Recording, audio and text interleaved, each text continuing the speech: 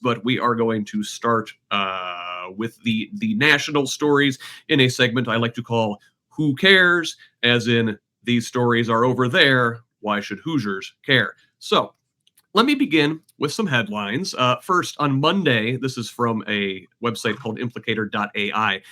President Trump signed an executive order launching something called the Genesis Mission, promising a Manhattan Project-level coordinated effort to unleash the power of artificial intelligence, connecting the Department of Energy's 17 national laboratories into an integrated platform. But, and this is from the Albany Times-Union in New York, Attorney General Letitia James there and her counterparts from 35 states and territories sent a bipartisan letter to Congress on Tuesday urging them to remove a ban on state-level AI regulation from the annual National Defense Authorization Act, which is expecting a vote in the coming weeks. Moving on, from ABC News, a federal judge dismissed charges against said New York Attorney General Letitia James, as well as former FBI Director Jim Comey, on the grounds that the appointment of interim U.S. Attorney Lindsay Halligan was invalid.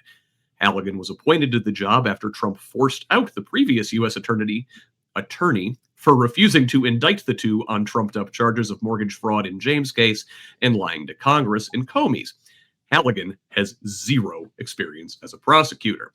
Moving on in dismissed cases from the AP, a judge in Georgia dismissed the election interference case against Trump and his co-conspirators in that state. Prosecutor Pete Skandalakis, a great name for anybody in politics, by the way. You do not want scandal in your name if you're a politician. Anyway, Skandalakis had taken over the case from Fulton County DA Fonnie Willis, who was removed after it came to light that she had been in a romantic relationship with the special prosecutor she chose to lead the case. Skandalakis, after reviewing the case, said he would not pursue the charges, citing the complexity of prosecuting Trump and questioning whether the state was the appropriate venue for this prosecution. An Atlanta judge then dropped the case. This from PBS. The Department of Justice is asking a Manhattan judge to allow the unsealing of grand jury materials in the case of Jeffrey Epstein, the convicted sex trafficker and former Trump bestie. This comes in response to Congress passing and then the president signing legislation requiring the release of Epstein-related documents within 30 days. From ABC News, Trump said extending Affordable Care Act subsidies may be necessary as the open enrollment deadline nears and millions of Americans may see their premiums skyrocket. Recall, the extension of these subsidies was the hill congressional Democrats chose to die on during the record-long government shutdown that ended earlier this month, when 8 Senate Democrats decided that they would not, in fact, die on that hill. Despite Trump's statement, he also said he'd rather not extend them at all. From Newsweek, the Department of Government Efficiency, remember them, has quietly been dissolved after much initial fanfare. Despite claims by DOGE frontman Elon Musk that the department could trim at least $2 trillion from the federal budget, the pseudo-agency's website lists only a tenth of that saved as of earlier this week. The DOGE cutting spree may not have resulted in great savings, but it did terminate tens of thousands of grants and contracts and reduce the federal employment rules by 250,000 people. Finally, in briefs, the United Nations Trade and Development Agency says Israel's war on Gaza has created a, quote, human-made abyss, and reconstruction will cost more than $70 billion and take several decades. The enclave's GDP has contracted 87% over the last 2 years, dropping back to 2003 levels. And that's not to mention the human toll. Officially, over 69,000 Palestinians have been killed, but some estimates put that number 2.5 times higher. So let us invite in our guests to discuss. Kurt, pick one of those briefs and comment, please. Pick one of those briefs. Jeez. No pressure, Kurt. Yeah. Such you tell me what you want me to comment on. What do you want to start the show off with? Listen, I know you've always got spicy Trump material. So what do you think about this? Excuse me. what do you think about these ACA subsidies? Right? Is he gonna? I hate to say save the day, but is he going to swoop in and save the day for Obamacare? Well, this is what this guy does all the time. He has a history of this. I mean, a lot of people don't understand that the immigration problems that occurred around COVID and during Biden's administration were from the policies that Trump implemented during his first presidency. He does this. He creates a problem with his policies and decisions, and then he comes in and, farmers, whatever the situation, then he comes in and he does something and he acts like he's the one that saved the day. So yeah, this is what he's going to try to do. I think this has a lot to do with some of the backtracking that some of the that we're seeing from Republicans in Congress right now who are talking about and are saying they are resigning and leaving. I think there's a huge crack that's occurring in MAGA right now, and I think they're all freaking out. And so I think he's trying to find ways that he can save face by doing some things. Whether or not he's going to do it, who knows?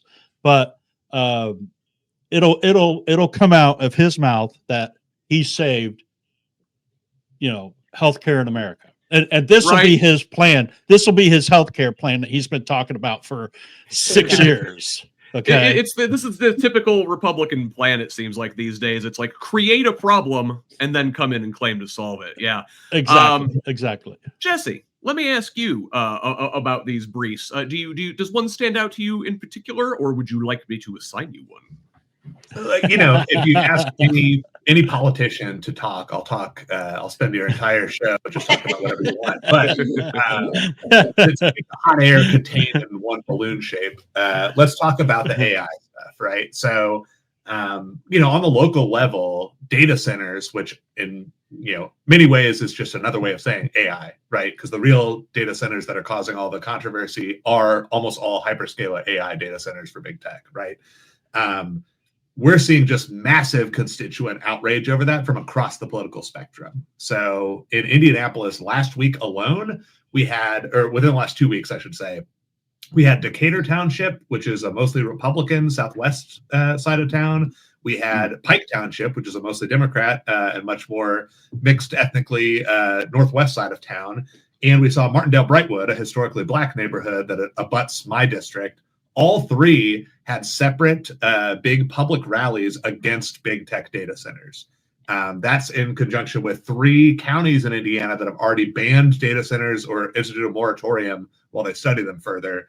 And at the end of the day, we're supposed to have a government by, of, and for the people. So even if it makes sense for a new Manhattan project where we need, really the federal government to come in and oversee all this, big tech, hyperscaler AI stuff, we have to have the people's approval and,